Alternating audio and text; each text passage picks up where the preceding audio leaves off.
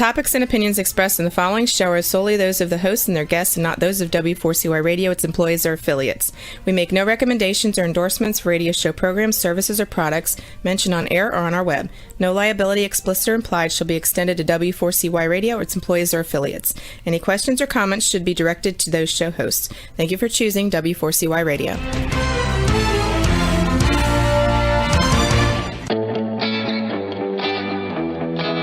Are you ready to take a journey? Let's connect with the healers of the world. It's that time. It's time for the Language of Healing on W4CY Radio and Talk4 TV. Now here's your host, Emotional Wisdom Training Specialist Nicole Fortin.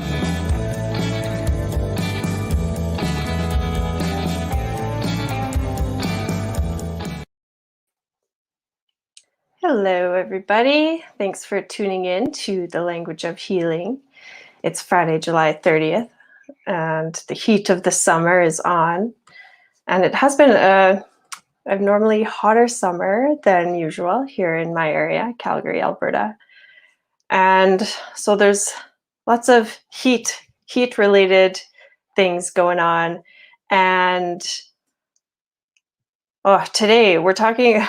my mind is just racking because there's so many things to talk about with heat, like the physical heat of the atmosphere and the environment, but also the heat that resides within us that stirs things up, gets things a little bit restless and hot. You know, it could show up as sweating or anxiety, just feeling a bit off and bothered. You know, maybe a little bit more reactive, that fire element, that active. And something I see a lot in practice too. I think that the majority of our society is heat forming. You know, we have all sorts of heat producing foods that we eat. You know, anything that's like processed or modified, it has this like factory made heat that comes with it, if you know what I mean. There's that energetic quality to it versus something that is growing, you know, directly from the ground and has that a bit of those earthy water grounding elements to it. Yeah, that is the counter of heat and fire, right? Is water. And even you can put fire out with earth. So anything earthy and water is a good counterbalance to the heat. There is a variety of foods. This is just a bit of a tangent here. It's not really much of what we're talking about today, but like foods that you can eat in the summer that cool the heat, you know, cucumbers and onions, and bitter melon is, you know, a vegetable you can find. It kind of looks like a bit of a star shape. Often you can find it in Asian supermarkets, bitter melon, and it's really good at clearing heat. What other things? There's the tangerine or persimmon. You know, those kinds of things are a little exotic, but they come from really hot climates and they're really good at clearing heat. So anyway, I hope you're staying cool and calm in this crazy heat wave. But today we're talking about Swara Yoga and the subtle breath. And what Swara Yoga is, it's a quite advanced process of yoga or practice, I would say, that generally without a guru or some teacher, you know, err on the side of caution, I guess, of going really deep, because it takes you really, really, really deep. And last week we talked about Yoga Nidra and talked a little bit about what yoga is. Yoga is uniting negative and positive, masculine and feminine, conscious, subconscious. It's about uniting. And through the breath is probably one of our greatest tools, probably the most vital tool of bridging both polarity extremes, bridging together. You know, with yoga, that's essentially the purpose of it, right? It's like yoga means union. So in all of its branches and all of its aspects, it's functioning at bringing together, aligning all parts of you so that you have a clear channel to, live from.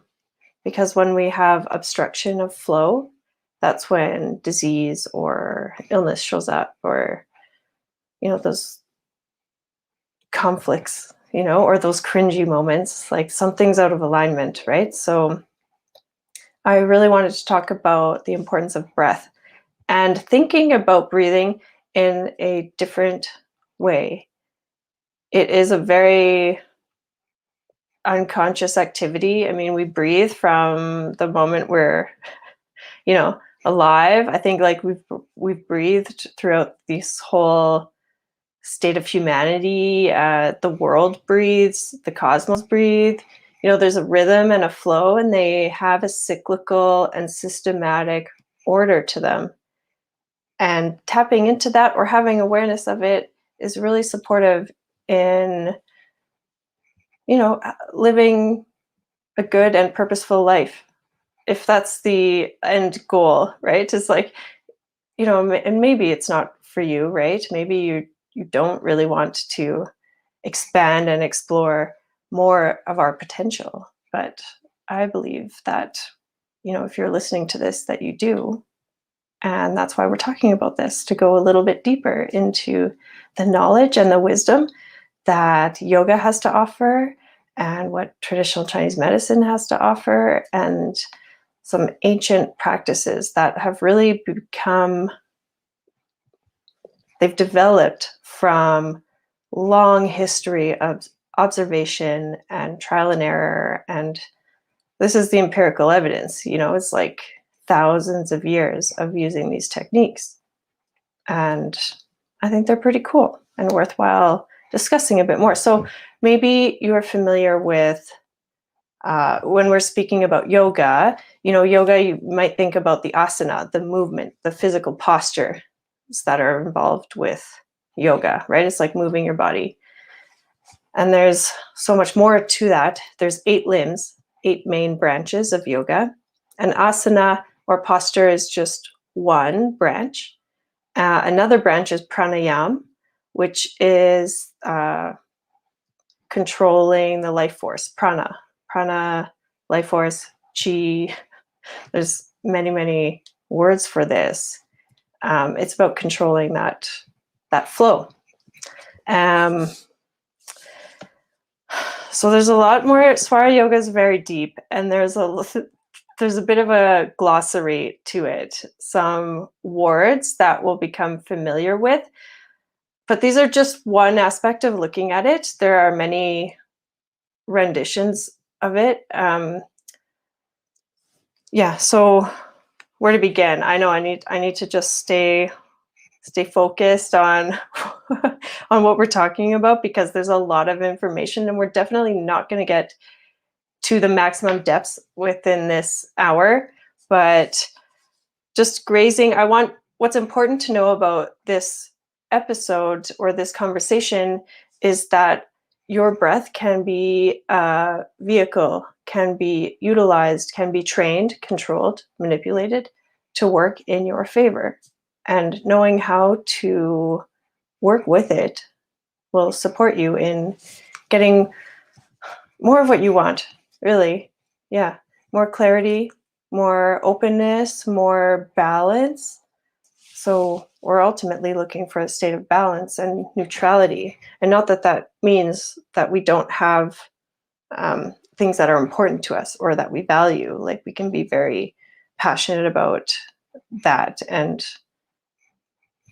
create our reality around what we value and cherish and want more of in our life. So we do care, but reaching a state of neutrality, or being able to bring both polarities together, it's almost like there's a calm, deep, still lake or body of water that it's a reservoir of everything you've ever needed to know. for yourself, for humanity, for others, for the life you're creating. And when we can still the mind and reach that level of balance and neutrality, we can gather more information from this deep reservoir. Because if we're too extreme on one way or the other, well, that's where our attention is. It was like all on one side. But if we bring it back to neutral, then we have a greater perspective of all aspects. So that's the point of breathing. So it's the most important practice for introverting a restless mind. If you are a thinker or a worrier, or have your attention on something that's like really fixated, it's beneficial to step back, align, merge it all together so you can gather as much information from it as you can. And you only can really receive that when you're in a balanced, calm. Those are just words that are popping up, but it's more than that. When you're really in a state of alignment, I think is what that's really about. So Swara Yoga. Swara means the flow of air in one or two nostrils. So Swara Yoga is just observing the flow of air through the nostrils. I'm not sure if you're aware that the benefits or the differences between breathing through the nose or breathing through the mouth, that we should be breathing through the nose and exhaling through the mouth. So the nose is our main gateway. It's our main gateway into our body, external world into the internal world.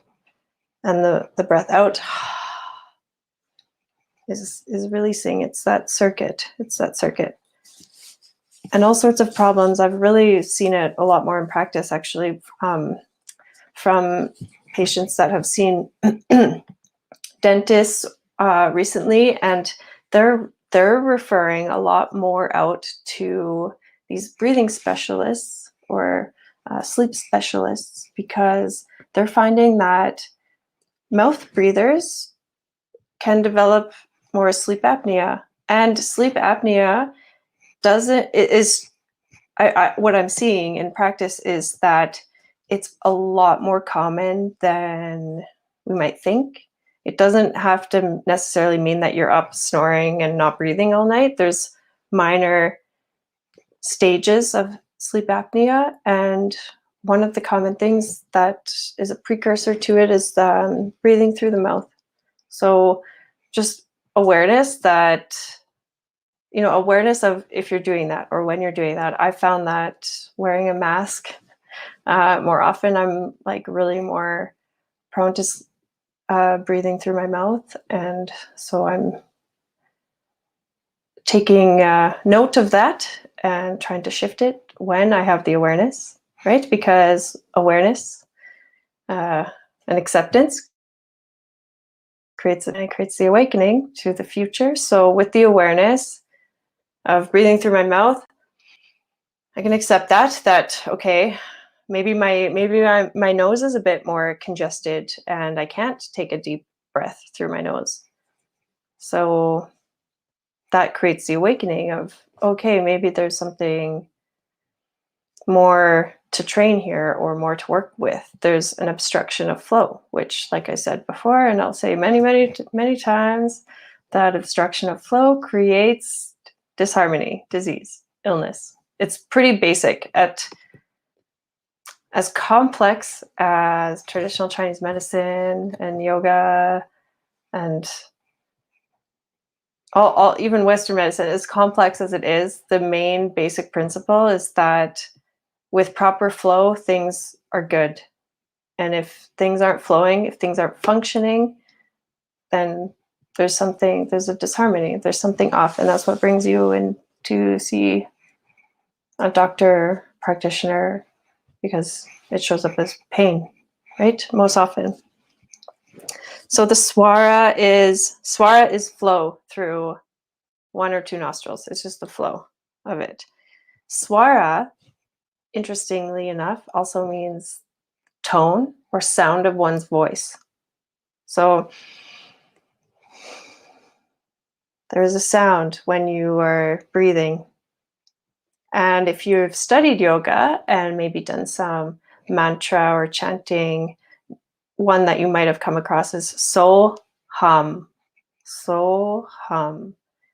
And that is what the original sound of breath is said to be. So there's also the original sound of creation, which is Om, Aum, and So Hum. These are sounds. So interesting to note that Swara Yoga, the flow of breath in and out the nostrils, also means tone, sound of your own voice. So it's really your own resonant energy. So that's what's so cool about the breath, is that like it's so unique to us, and is it's a driving force. It's a mechanical force that flows this life force through us, and pretty much what makes us human. We'll get into it, because the Swara Yoga, there's and in many other systems, there's the negative, positive, right? But there's also the middle. So there's actually three positions. So that could be conscious, subconscious, unconscious, or left, right, middle.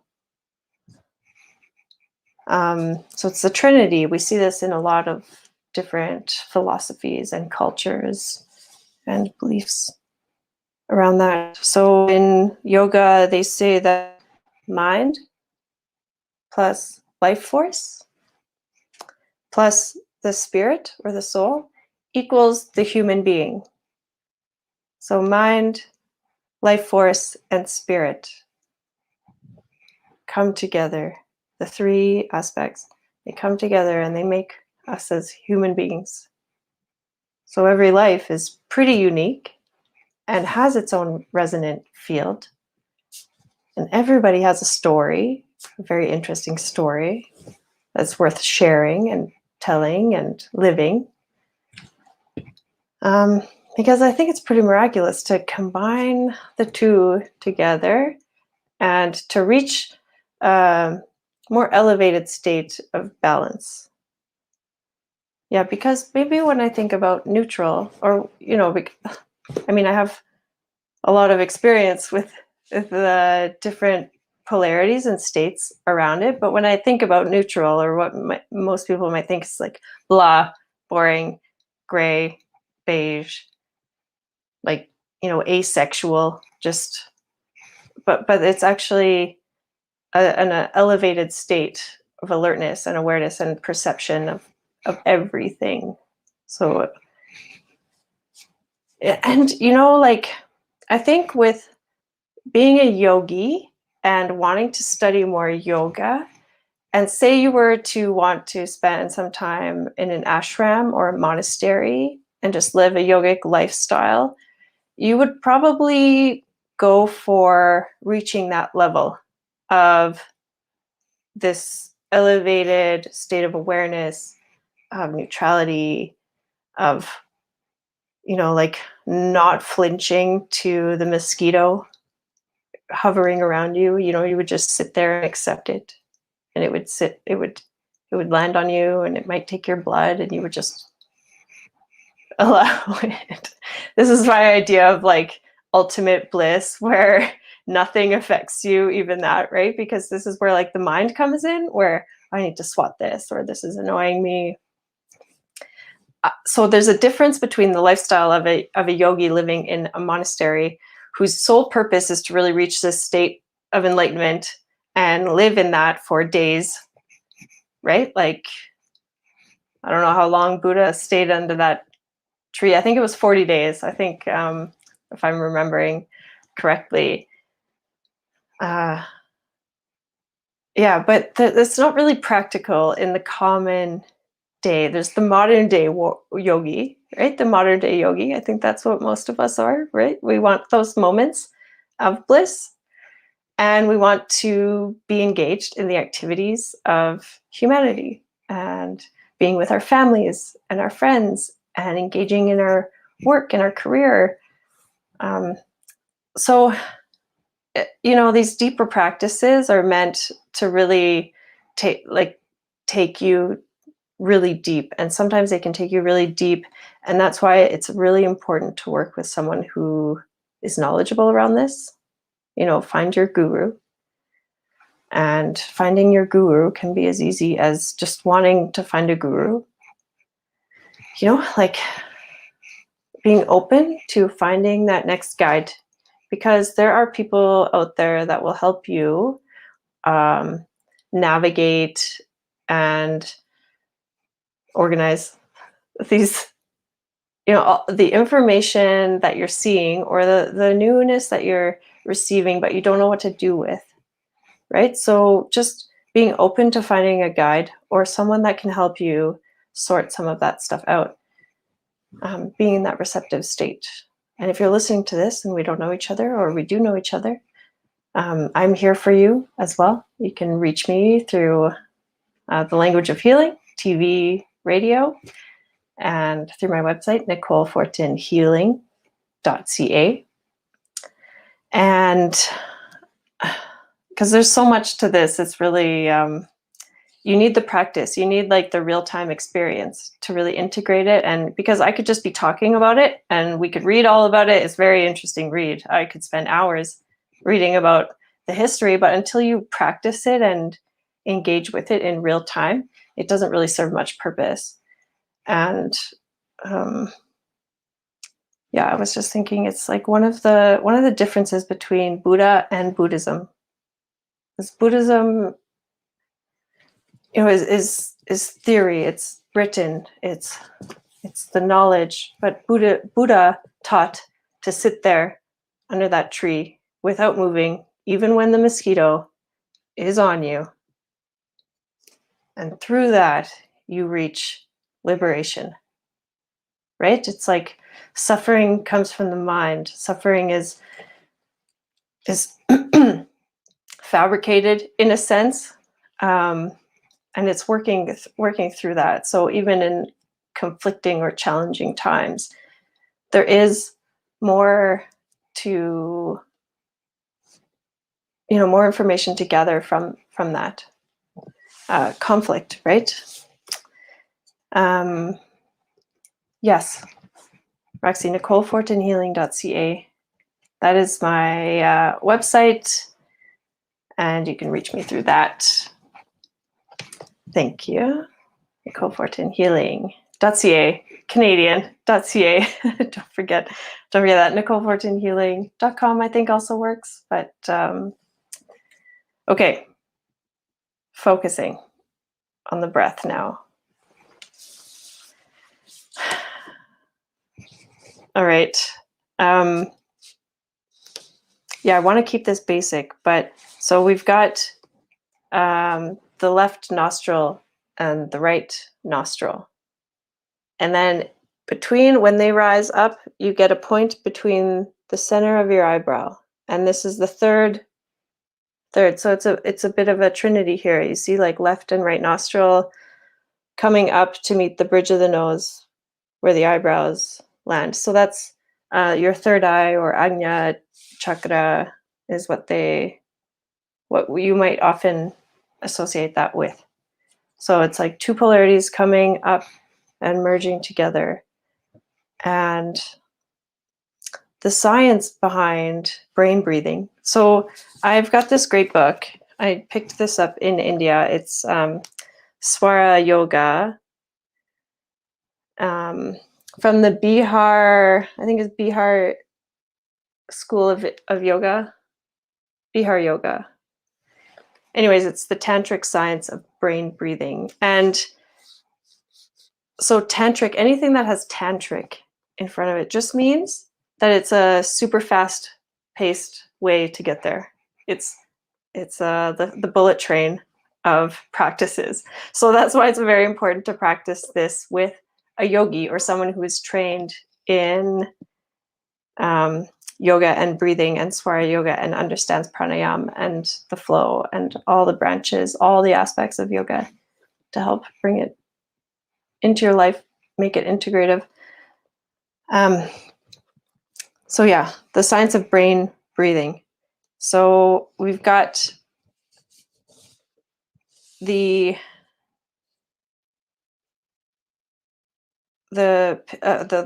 right side is called Pingala, and the left side is called Ida, and the middle is Shushumna. And not to get too, you don't have to remember those terms, but the right side, just like in Chinese medicine, the main theory or philosophy around that, or the main idea is that its right side is yang, active, masculine, and the left is more feminine, yin, nurturing, like night versus day. And together, when they meet, that's the Sushumna nadi, and it's the main central nadi that runs from your spinal cord up. And so from the root chakra, so you might be familiar with the Muladhara chakra, which is the red one, the root base, the first of the 7.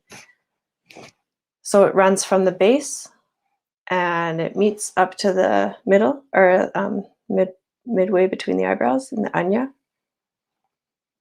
which is, and then it carries on from there. That's actually the Kundalini. That would be the Kundalini rising from the base of the skull up to Anya, third eye, and up even more. There's more levels, but we are in this physical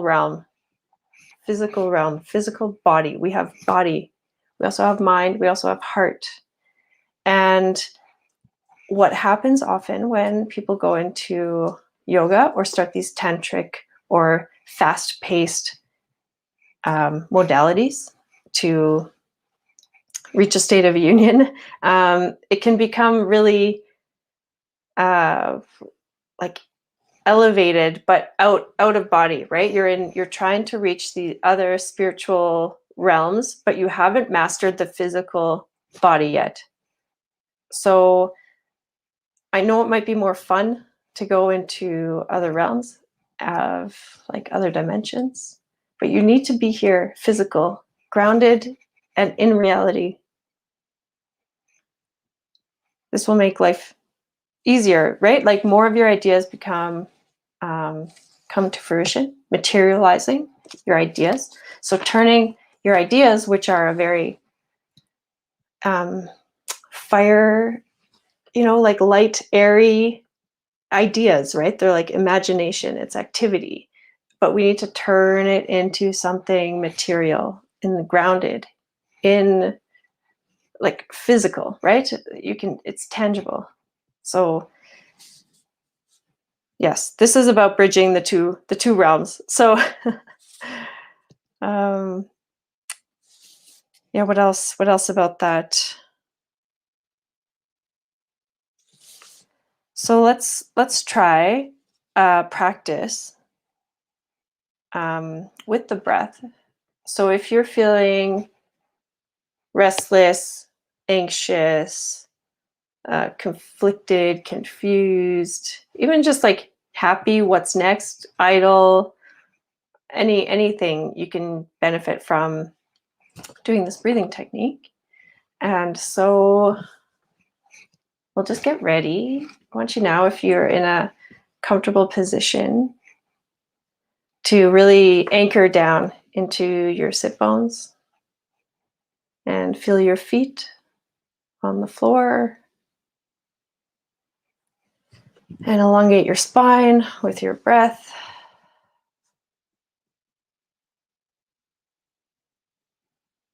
And we're going for balance and focus and clarity.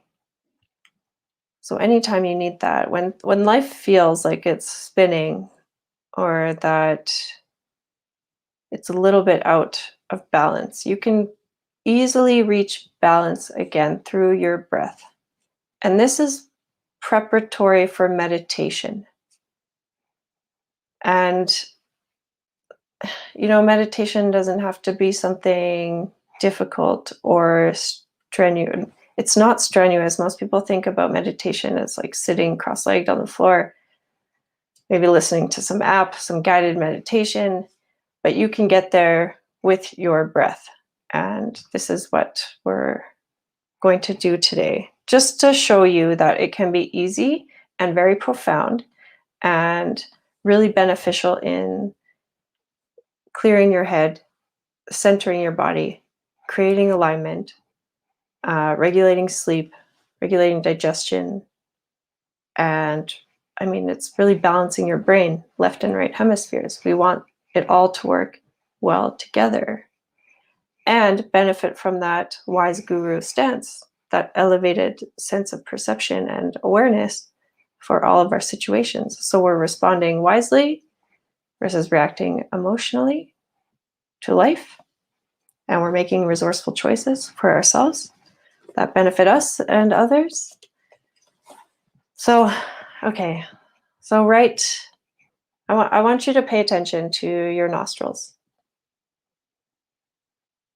Just notice the breath, or maybe that subtle feeling of the breath on your lower lip, maybe around the nostril.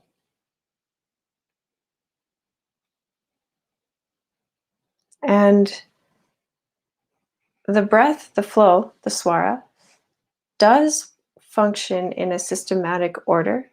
And so you will have airflow going through the left or the right nostril alternatively throughout the day.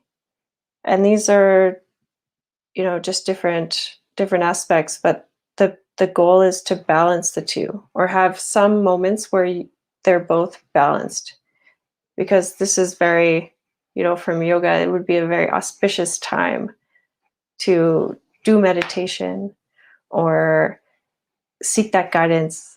Like that's the space you want when you're inviting more of what you want into your life. So with an intention in mind, or a sankalpa, or even just, nothing in the mind is ideal. We're going to bring the two together. So you can test which nostril you're breathing from by placing your index finger underneath your nose and just breathe. And you might be able to feel where the air is coming from.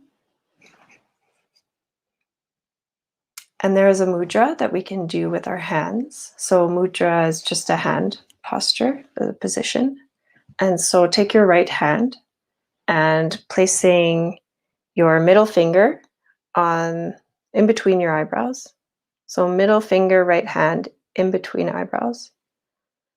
And right thumb will gently press onto right nostril. And then right index and pinky finger can rest on left nostril. So we're going to be alternating with that. You can rest your index and middle finger on the bridge of the nose, the in between the eyebrows. And so just getting comfortable with that position. You can test, breathing, closing off the left nostril with your ring and pinky finger, and breathing in through the right nostril.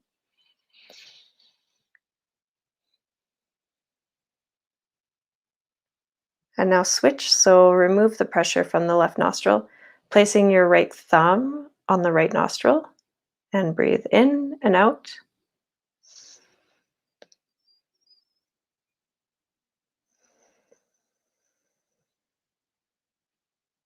So through this exercise, you may have noticed if one airway passage is more open than the other.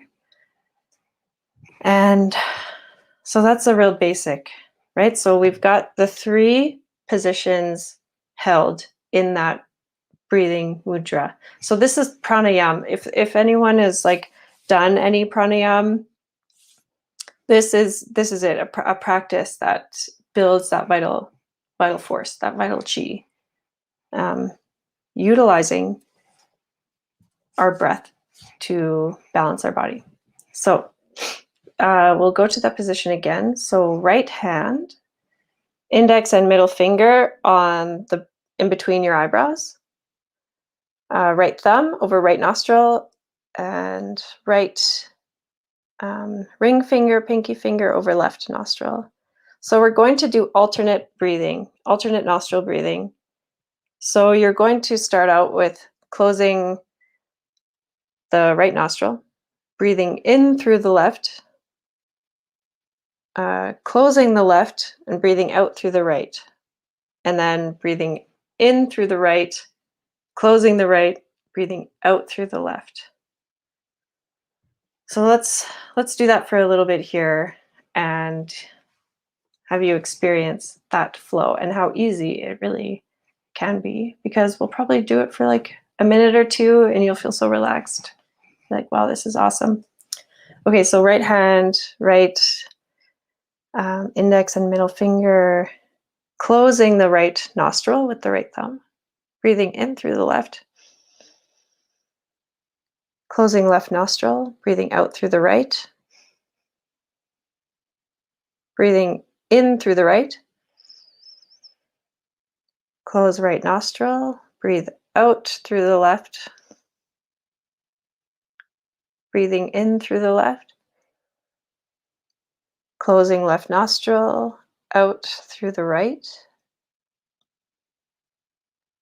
in through the right, close the right, breathe out through the left,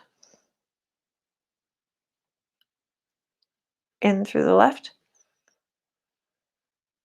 closing the nostril and breathing out through the right, in through the right, closing the nostril, out through the left, in through the left, closing the left nostril and breathing out through the right. And just relaxing there.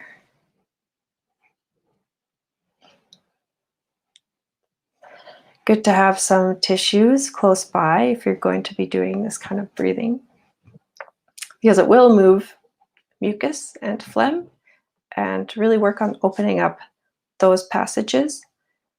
And that's another reason why we often will breathe through the mouth, is because the nose doesn't have enough airflow. So this is really good to open that up. And again, just any kind of awareness you can have around where your blockages are is a good place to start. Yeah, and through that, what do you notice? What did you notice with that practice? I noticed that it relaxes me pretty instantly, that I get more present, more with my body, and everything around me kind of goes away. It settles down, down, down, down as I elevate up. And, through this energy, this is what we want to develop. We want to be able to take our bodies and our minds and our spirits deeper into a state of union or into a state of alignment, so we can make better choices, so we can respond more wisely and get more of what we want. Those times when we might be reactive and, when you walk away from a situation, it's like, oh, shoot, I wish I had said this, or I wish I had done that. To be able to have trained your body. So imagine there's that, but imagine having these practices that you're building and developing and becoming more contained in your energy. So you have nice boundaries. You know where your energy is, how far it expands, when it's being, encroached, or when it's shifting and moving. Like, these are all things that we can really train our bodies to have awareness around. And that really makes a difference when we're interacting with other people, because like a lot of the stuff that we're conflicted with or have trouble with has happened in relation to other people. So the more we can be in relation to ourselves, then it just naturally gives us a better platform to be engaging with others, right? Because we're like always, or more often in alignment with ourselves. So it's like what we value, what's important to us, what do we want? If that matches what it is that we're after, then great, it's flow. But if it's not, if it's damaging or hindering or blocking, the ability to recognize that and work through it. So the breath is really what gets us through. Like if you have ever been in a lot of pain, what is it that we normally do? Is like breathe. I love this one clip from Family Guy where, well, it's a few clips where Peter Griffin, he'll like fall and hurt his knee or something, and he'll grab his knee and then he goes, like many, many, many times. It's just really funny but that's the breath, right? It's like controlling the breath through an uncomfortable situation. We do it inherently. We do it automatically without even noticing. But if we take notice and use that to our advantage, I mean, that's a game changer. It's really a game changer. Yeah, because like we're functioning systems, and we have this polarity, right? Like negative and positive polarity, and through the poles, current flows.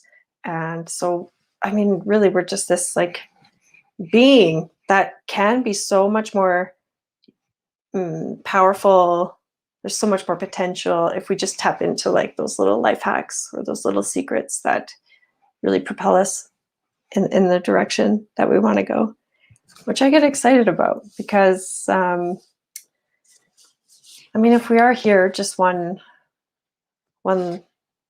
this life, we're here in this life at least, right? That's true. And it's inevitable that we will pass on. And, when we're looking at life, how do we want to live our life? How do we want to treat ourselves? How do we want to treat others? What do we want out of this life? And enjoy living, enjoy being in our bodies, because our bodies can be full of pain and memory, and so there's a tendency to check out. So this is about checking in and working through the uncomfortable, even though it is uncomfortable and difficult. But the liberation that comes from that is much more enjoyable than the suffering. And yeah, we have a choice, and we can train ourselves. So this is just one step of the many that you can do to implement into your life. So what else? I feel like there's so much to this, but it's also very simple. So there is some interesting things from this book that I was talking about, the Swara Yoga. So so here's the moon. So this would be the Ida, and the sun would be Pingala. And then at the top would be Shishumna, the Agna chakra. And this is like the nose, right? Like the bridge of the nose, the left and right nostrils. So here's a little visual, a triangle. It's a triangle with a sun and a moon on either side. And even this picture has, a square with the triangle inside. And in the square, there's a dark blue color, and which transitions to orange, which then moves into yellow. So I really actually like this image for describing what we're talking about. And I know it might be etheric and out there, but actually when you talk about chi or prana or life force.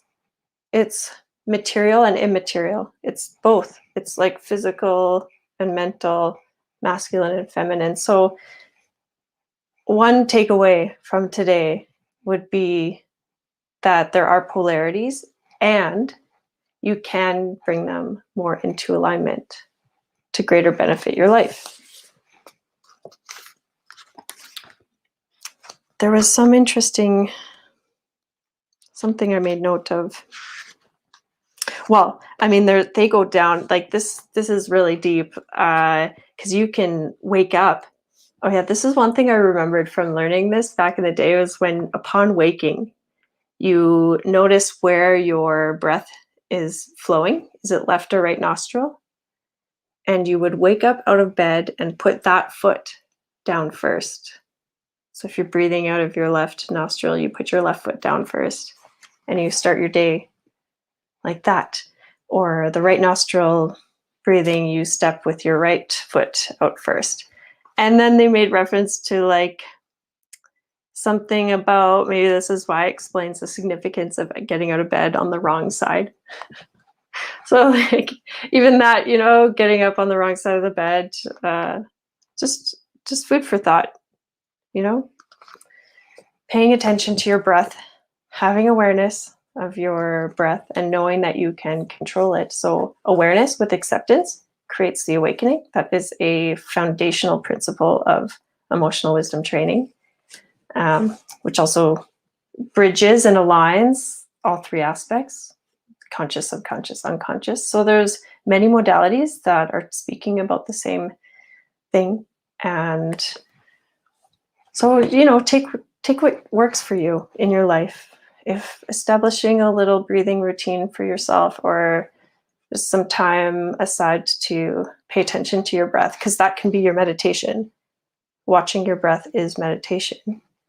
This is what Buddha taught and really advocated for, was like paying attention to the body and overcoming that with the breath and not succumbing to the mosquito all the time. Just try it out. Thank you for joining me today, and I hope you have a great weekend. We'll see you next week.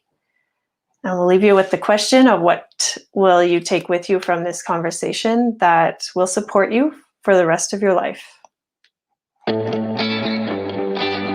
Wow, what a show today, and the journey does not stop here. Come travel the world with Nicole every Friday at 1 p.m. Eastern Time as together we become more fluent in the language of healing on W4CY Radio and Talk 4 TV. See you next week.